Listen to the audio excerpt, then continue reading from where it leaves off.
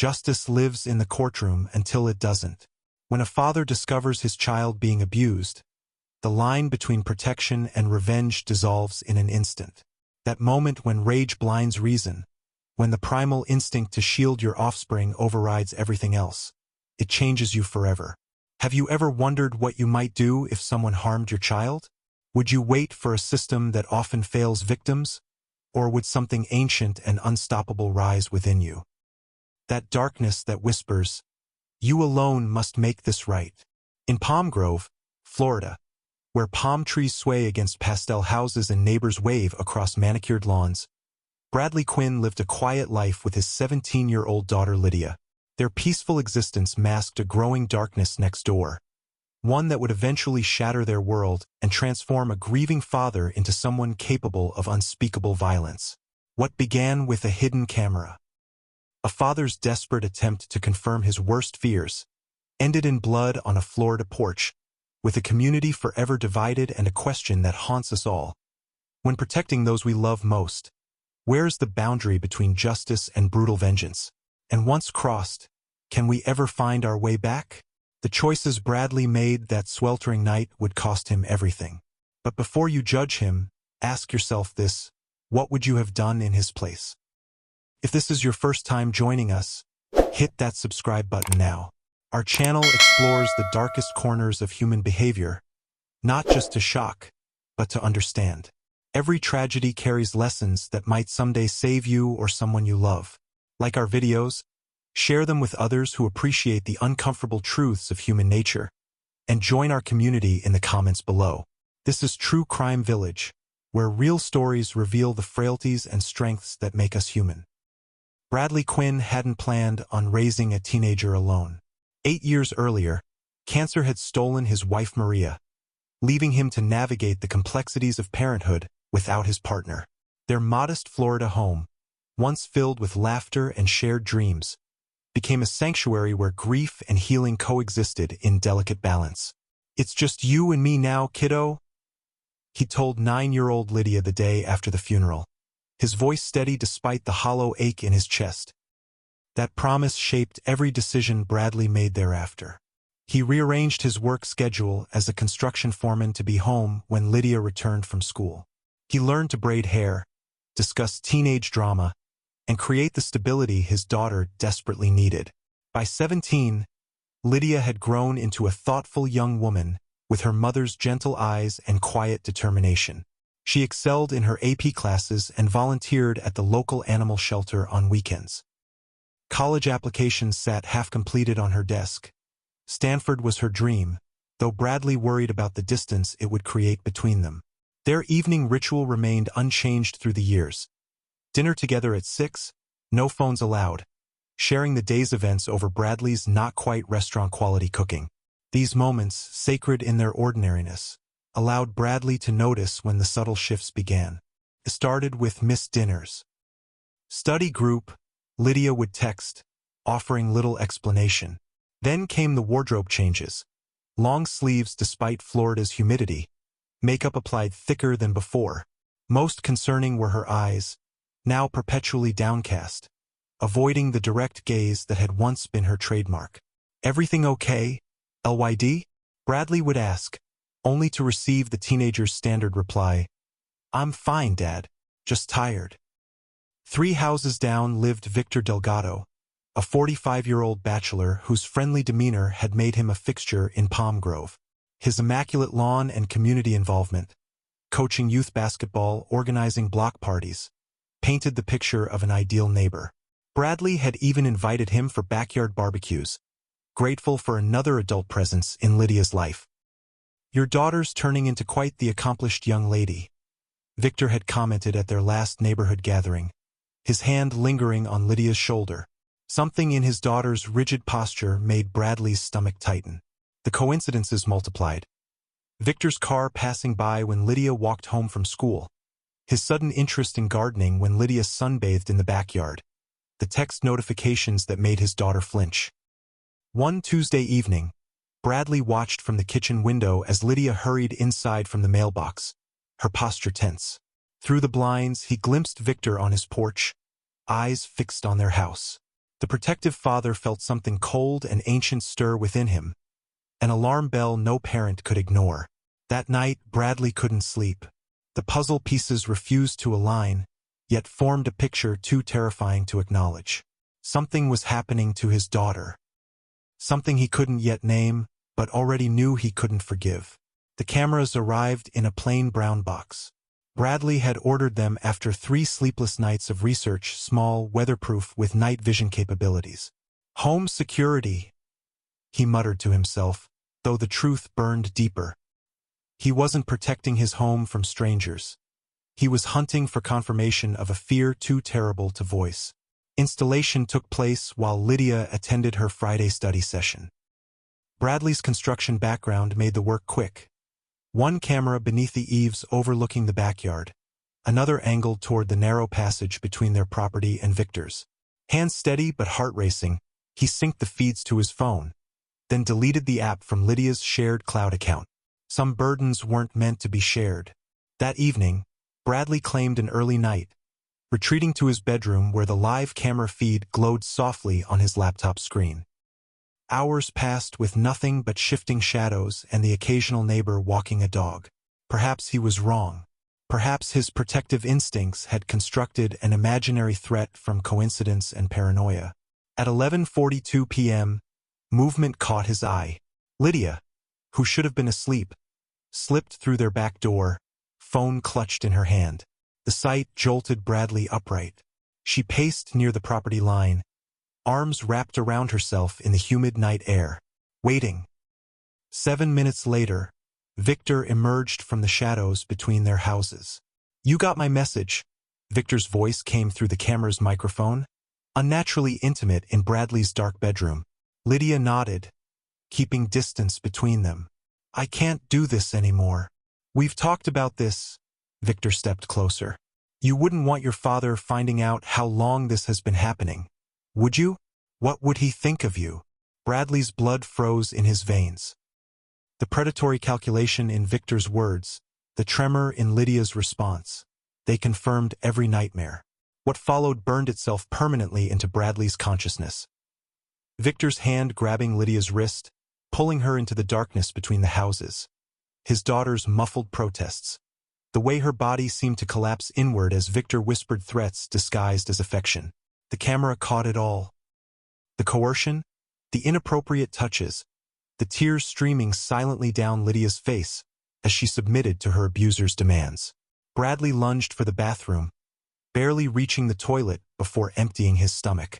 The floor seemed to tilt beneath him, reality warping around this new, unbearable knowledge. He wanted to run outside, to tear Victor limb from limb, to erase the last 15 minutes from existence. Instead, he sat trembling on the bathroom floor, a silent scream locked behind his teeth. When Lydia's bedroom door clicked shut 20 minutes later, Bradley remained frozen, the footage playing on endless repeat in his mind. Everything now made sense, the withdrawn behavior, the long sleeves, the fear. The precious child he'd sworn to protect had been suffering alone, believing herself trapped. By dawn, something fundamental had shifted within Bradley Quinn. The devoted father, the law-abiding citizen, the man who believed in order and justice, that man died watching his daughter's abuse. In his place rose someone colder, someone capable of calculations that would have terrified his former self. He transferred the video to a secure drive, then cleared his search history. Evidence must be preserved, but justice, true justice, would require something the courts couldn't provide. The first light of morning found Bradley at his kitchen table, staring at his phone. 3 taps would connect him to 911. A simple statement, "I have evidence of child abuse," would set the legal machinery in motion. Police reports, victim statements, restraining orders, court dates. The system existed for exactly this purpose. But doubt crept in as he researched case precedents. Statistics showed that only a fraction of abuse cases resulted in meaningful convictions. Victims endured multiple interviews, each retelling reopening wounds. Defense attorneys questioned credibility, suggesting teenagers fabricated stories for attention. Evidence could be deemed inadmissible based on technicalities. 6 to 18 months. a legal forum estimated for case resolution. Bradley's hand trembled. For over a year, Lydia would potentially face her abuser in court, in the neighborhood at the mailbox. Victor would remain free during proceedings, perhaps even continuing to coach children at the community center. "Dad? You okay?" Lydia's voice startled him. She stood in the doorway, dark circles beneath her eyes, looking impossibly young in her oversized pajamas. "Fine. One. Just work stuff." The lie felt like acid on his tongue. He wanted to hold her, to confess what he'd seen, to promise that Victor would never touch her again. Instead, he watched her pour cereal with shaking hands, the weight of her secrets visible in her hunched shoulders. That afternoon, Bradley called an old friend who'd become a police officer in the neighboring county. Hypothetically, Bradley began, "If someone had video evidence of abuse, file the report," his friend advised. "But prepare for a rough road. These cases get messy. Defense will paint it as consensual even with a minor. They'll drag the victim's reputation through mud. And cameras installed without notice? Prosecutor might not even use that footage." Each word hammered another nail into Bradley's dwindling faith in the system. That night, he watched Victor watering plants, waving casually to passing neighbors. The man's freedom, his audacity to continue existing in their shared space, ignited something primal in Bradley's chest. The same system designed to protect Lydia would allow her abuser to walk free for months, possibly years, perhaps forever. By midnight, his decision crystallized like ice in his veins. The legal path would fail his daughter. The system might eventually punish Victor, but it would further traumatize Lydia in the process. As her father, as her protector, there remained only one choice. Bradley Quinn, construction foreman, widower, law-abiding citizen for 42 years, made peace with becoming something else entirely. If you're watching this, I need to ask, what would you do if you discovered someone hurting your child? Would you trust a system that might fail them, or would you take justice into your own hands? The line between right and wrong blurs when it's your child suffering. Share your thoughts in the comments below. What choice would you make when protecting your family means crossing a line you can never uncross? Thursday evening settled over Palm Grove with oppressive humidity, the air thick enough to choke on. Bradley sat in his parked car 3 houses down from Victor's residence. The engine off, sweat beading on his forehead. The USB drive containing the damning footage weighed heavy in his pocket. For 2 hours, he'd watched Victor's home, waiting for the porch light to illuminate, a sign his neighbor had returned from his weekly poker game. At 9:17 p.m., Victor's blue sedan pulled into the driveway. Bradley gave him 15 minutes to settle in, then started his own car.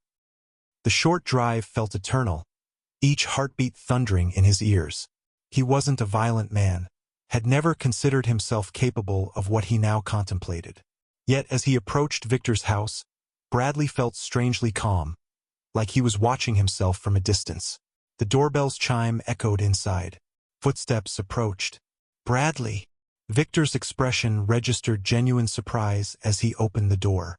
"Everything okay?"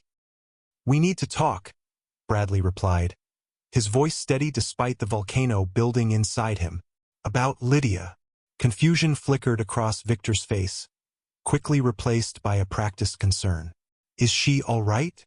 May I come in?" Bradley asked, already stepping forward, forcing Victor to back into his own home. The living room smelled of microwave pizza and cologne.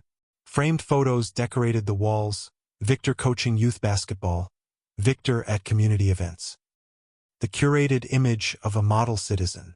"I know what you've been doing to my daughter," Bradley stated, each word precise and cold. Victor blinked, then laughed nervously. "I'm not sure what you're talking about, buddy. Lydia's a great kid. If there's some misunderstanding, Tuesday night, 11:49 p.m. Behind my house."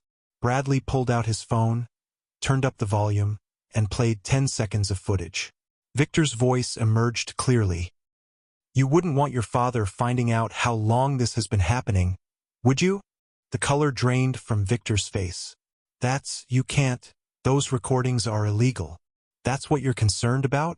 The legality of my cameras while you're abusing my 17-year-old daughter. Bradley's carefully constructed composure began cracking. How long has it been happening? Months? Years? Victor's expression hardened, self-preservation overtaking shock. She came to me, Bradley. Things aren't what they seem. Teenagers experiment. The first punch landed before Bradley realized he'd thrown it. The impact sent shockwaves up his arm, Victor stumbling backward into a bookshelf. Framed photos crashed to the floor, glass shattering. She's a child, Bradley roared, advancing as Victor scrambled to his feet. I'll have you arrested for assault, Victor threatened, blood trickling from his split lip. And those recordings won't hold up. It'll be my word against hers. Something snapped inside Bradley. The calculated rage that had carried him to this moment transformed into blind fury. He lunged forward, grabbing Victor by the shirt collar, slamming him against the wall. Victor fought back, landing a blow to Bradley's ribs that barely registered through the adrenaline. You'll never touch her again, Bradley growled, hands moving to Victor's throat. Victor's eyes widened with genuine fear. He clawed at Bradley's grip, knocking a lamp to the floor. The struggle carried them across the living room, furniture overturning, both men gasping and grunting with effort. When Victor's hand closed around a heavy glass paperweight, Bradley didn't see it coming. The first blow glanced off his shoulder. The second never landed. Bradley's construction-hardened fist connected with Victor's temple with catastrophic force. Victor collapsed, head striking the corner of the coffee table with a sickening crack. Blood pooled instantly beneath him, spreading across the beige carpet in a widening circle. Victor! Bradley's voice sounded distant to his own ears. The rage evaporated, leaving only horror in its wake. Outside, porch lights flickered on. A woman's voice called out, "Everything okay in there?" Doors opened. Footsteps approached. Bradley stood frozen, staring at his trembling hands, then at the motionless form on the floor. The consequences of his actions materialized around him like a closing trap. In the distance, sirens wailed. Someone had called 911. Justice and vengeance had converged in a moment of violence that could never be undone. Cell B, 247 at Florida State Correctional Facility measured 8 by 10 feet. For Bradley Quinn, serving year 2 of a 15-year sentence for manslaughter, these dimensions defined his existence. The concrete walls held no answers to the questions that haunted him nightly. Had he failed Lydia twice, first by not protecting her from Victor, then by leaving her fatherless? "I'd do it again," he told his therapist during mandated sessions. "But differently. I'd have gone to the police first, given the system one chance to work." This was Bradley's hard-earned wisdom. Violence begets only more suffering. Justice sought outside the law creates its own victims. Miles away, Lydia graduated high school with honors. The trauma she endured manifested in complex ways. PTSD, trust issues, nightmares that refused to fade. Yet through intensive therapy and a support network of determined counselors, she found fragile footing. "Dad thought he was protecting me," she explained to her trauma group. "Instead, I lost both men from my life. One who hurt me, one who loved me. Now I'm learning to protect myself." She deferred Stanford, choosing a local university where she studied psychology, determined to understand the human capacity for both harm and healing. Each prison visit reinforced her complicated truth. Her father's violent choice had simultaneously avenged and abandoned her. Palm Grove changed, too.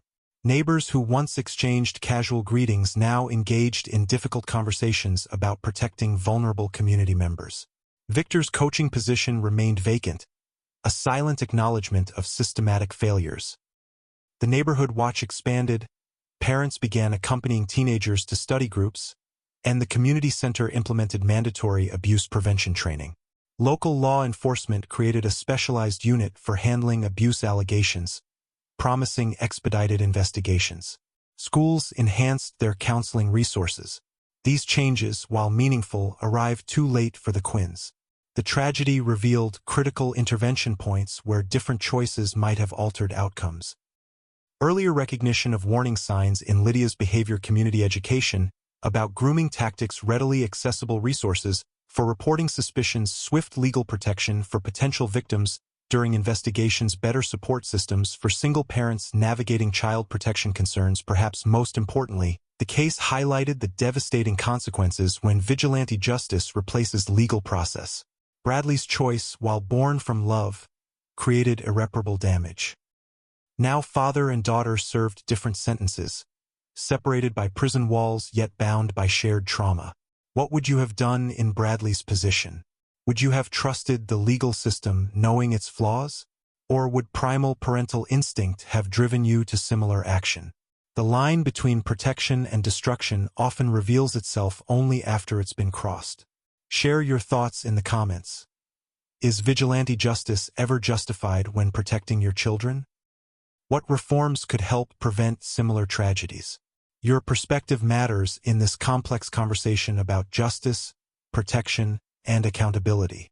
In the quiet streets of Palm Grove, 2 houses now stand empty, monuments to a tragedy that began with abuse and ended in bloodshed. No court verdict could undo what happened that night. No prison sentence could restore what was lost. When Bradley Quinn chose violence over patience, he exchanged one injustice for another. Victor's crimes deserved punishment, but the path Bradley took cost him his freedom and left his daughter to face life's challenges alone. The system Bradley distrusted might have failed them, but his actions guaranteed failure. The true villain in this story wasn't just Victor or the flawed justice system, but the silence that allowed abuse to flourish. The warnings were there, in Lydia's changing behavior, in Victor's calculated friendliness, in the community's blind trust. This tragedy offers a brutal lesson. Protection without wisdom becomes destruction. Justice without restraint becomes vengeance. Love without boundaries becomes obsession. If the story moved you, remember it when you notice changes in someone you love. Speak up, reach out, act before desperation drives you to choices you can't undo. Like and subscribe to True Crime Village for more stories that challenge us to examine the darkest corners of human nature. Share this video with someone who needs to hear its warning. Together, perhaps we can prevent the next tragedy before it unfolds.